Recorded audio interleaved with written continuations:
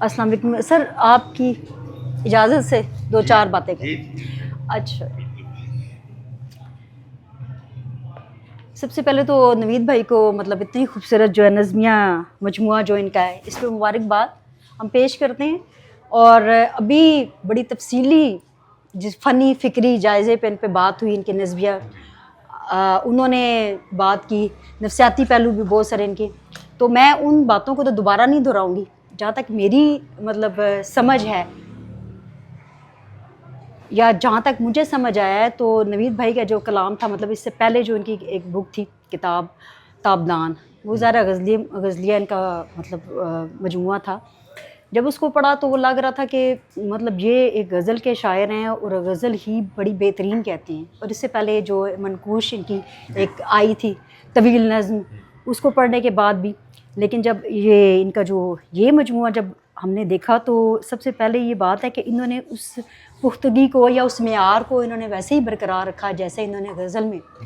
اور ویسا ہی انہوں نے نظموں میں بھی کیا. اچھا، جہاں تک ان کے نظموں، یہ میں کہہ رہی تھی کہ جو مجھے سمجھ آئی ہے نا، اس میں شاعر جو ہے جب ظاہر لکھتا ہے تو اب سب سے پہلے تو انہوں نے اپنی بات کی نظموں تک کا سفر، جو یہ ان کی قلبی واردات ہے یا جس طرح انہوں نے شاعری لکھی وہ تو ہے، لیکن ان کی شاعری جو ان کا کلام ہے نا، وہ ایک اللہ تعالیٰ کی نا خاص عطا ہوتی ہے جو اپنے خاص بندوں کو وہ عطا کرتا ہے.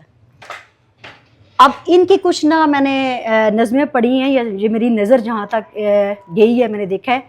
کہ روحانی جس کو کہہ سکتے ہیں نا،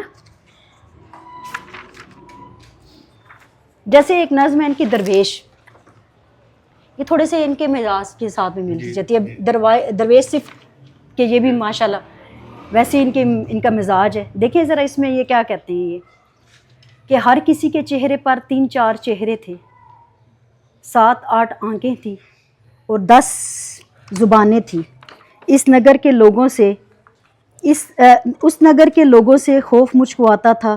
اب اداس جنگلوں میں جھونپڑی بنا لی ہے اور سکون سے جیتا ہوں. اور یہی انہوں نے اپنے لیے بھی ایک سائڈ بنا لی ہے، ایک سائڈ پہ ہی رہتے ہیں زیادہ تر، آپ کو کسی محفلوں میں نظر نہیں آتے. اور اس طرح ان کی ایک نظم ہے جو انہوں نے ابو کی وفات پہلے، کیونکہ باقی نظموں پہ بہت ساری زیادہ بات ہو چکی ہے تو میں ان کو دوبارہ وہی بات دوبارہ نہیں دہراؤں گی کہ پہلے ہمارے سر سے تیرا سایہ اٹھ گیا، پھر اس کے بعد دشت پہ چلنا پڑا ہمیں، اس زندگی کی دھوپ میں جلنا پڑا ہمیں، کچھ ساعتیں خراش کے منظر گزر گئیں، سینے میں کر پی کہیں لہریں ابھر گئیں. اسی طرح ان کی نظموں تک کے سفر میں یہ جو اپنی روحانی کیفیت کی جو بات کرتے ہیں، جو ایک روحانی جو ایک انسان کا سفر ہوتا ہے زندگی میں، اس میں یہ دیکھیں کہ یہ کہہ رہے ہیں کہ ایک مرتبہ سورہ اخلاص کی تلاوت کرتے کرتے اللہ سمت پر نام رکا تو میری روح کی اسرار سے منور، یعنی کہ انسان کی زندگی میں بہت سارے ایسے اسرار ہوتے ہیں جب اللہ تعالیٰ کے قریب ہوتا ہے تو وہ اس پہ کھلنا شروع ہو جاتا ہے. تو بس اس مجموعے پر میں نے مبارکباد پیش کرتی ہوں، اور ہم انشاءاللہ بہت جلد اپنے پلیٹ فارم سے، بزمِ تسلیم کے پلیٹ فارم سے ان کی کتاب کی انشاءاللہ رونمائی کریں گے. بہت شکریہ.